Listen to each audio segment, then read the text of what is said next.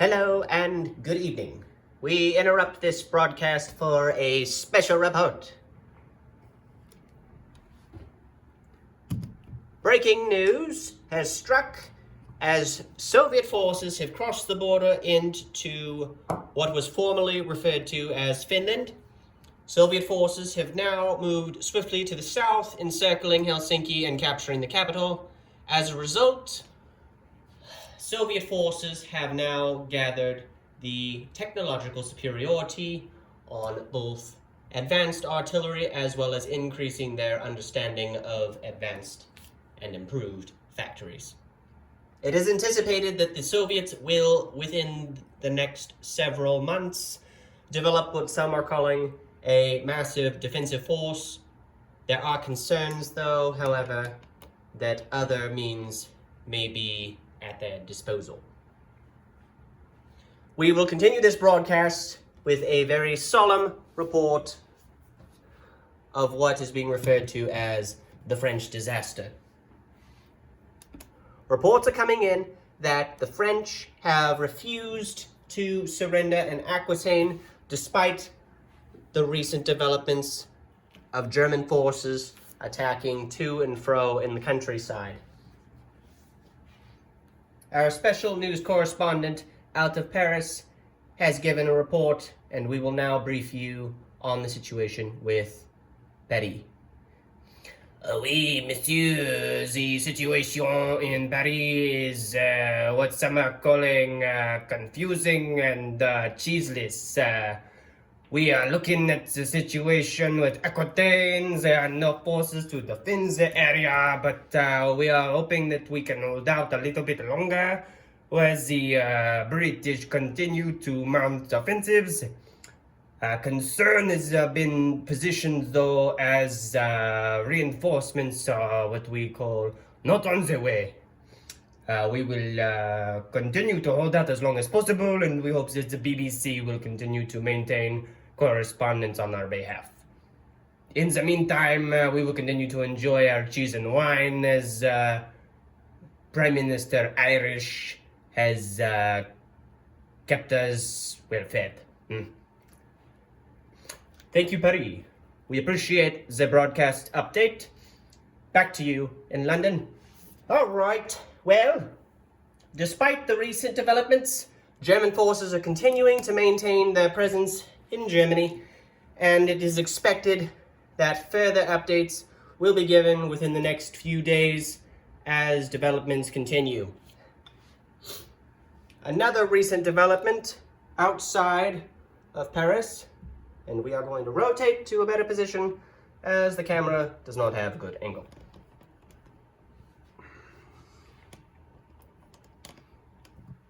We were unable to get a spokesman from the Italians as Benito Mussolini and his party have denounced the BBC and their intentions to update the world on the situation in the Mediterranean.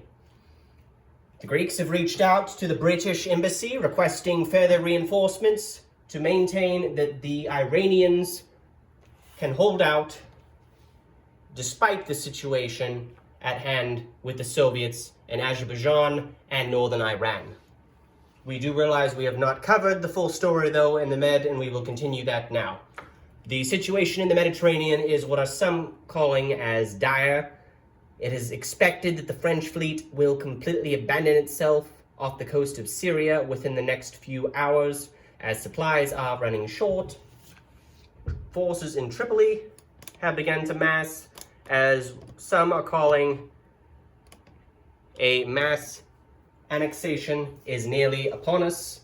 It is expected that Italian forces will annex Tunisia and most of Algeria should the French surrender within the next 24 to 48 hours. Additionally, updates are being given that reinforcements have arrived in Abyssinia as well, as the Italians posture and what many are calling a dangerous footing against both Australian and Far East Command reinforcements to the south of Sudan. I can't tell you what the name of that territory is because I'm British and I don't care.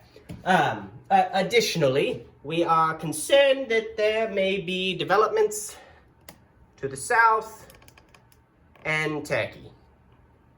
The reason being for this, reports have come out of Moscow that Stalin has been eyeing Istanbul for some time and is preparing forces all along the Transcaucasian regions, as well as in Azerbaijan, to seize power in the Turkish peninsula.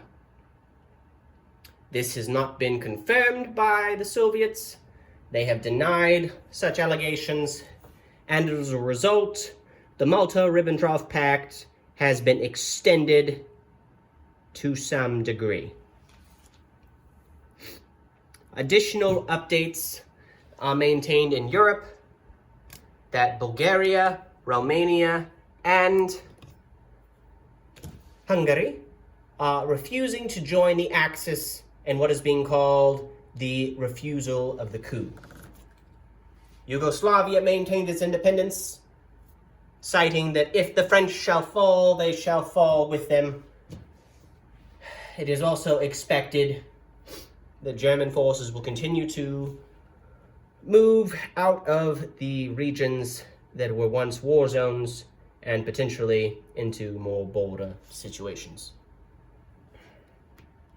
Moving across to our friends in the Far East, the situation in China is much different from the last time when we spoke.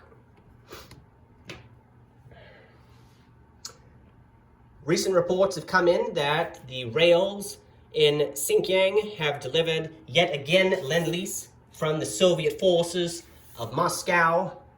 The international brigades have continued to stream in, and what some are calling the concern of the century, as tanks begin rolling across the border to maintain the independence of the CCP and to ensure their superiority against what remains of the Chinese nationalists. Additional reports have streamed in that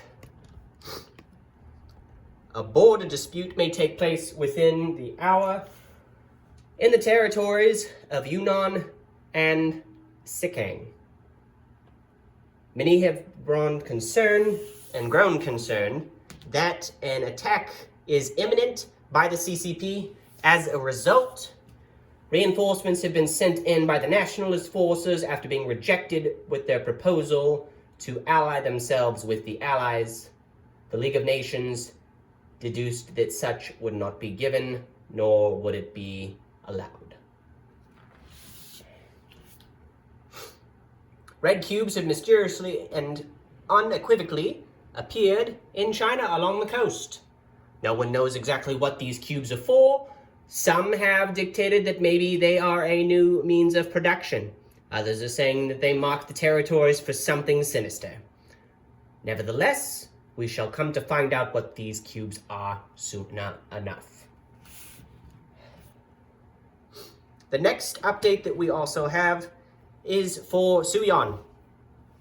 Recent reports have come in that Suyon has surrendered the flag of their warlords and have joined the ranks of the CCP as yet one additional colony, or what I guess you could call as a province, has ceded its independence and joined the Communist Revolution in the Chinese Civil War. Additionally, the Japanese are waiting and hoping that there will be a surrender of the French forces in the Pacific and the gaining of the French colonies. This, however, has become more bleak as recent reports have been streaming in that Paris has indeed not surrendered and maintains its independence and sovereignty. Finally, our last report for the hour comes from Tokyo, as our correspondents have grown concerned and weary of the buildup of continued Japanese aggression along the borders of China, as well as the Soviet Union. It is not known at this hour what the intentions of the Japanese are. Some have speculated, and swirling rumors have indicated that it may be possible that the Japanese are still planning an invasion of mainland China. However, this cannot be confirmed, as other reports have streamed in that aggression towards the Soviets may be well underway and may soon be the foreign policy of Japan. Our last and final update for this evening shall be shown to the south as the grim forces, not there, but up there, way down there. A German battleship has moved closer towards production, and it is expected that it will be finished within several months. This has growing concern to the British, as some are calling this the revival of the naval agreement that was signed between the British and the Germans, and that this is a new Plan Z. That is our final report, and we now return back to the box. We have reviewed all 8 of our items this evening, and we will now return this broadcast back to its normal designation, perhaps in the next filament of our coverage. We will be a bit more sarcastic. In the meantime, my friends, stay real, stay alive, and stay safe in these troubled times that we face as the war of the world is upon us. Thank you, and good night.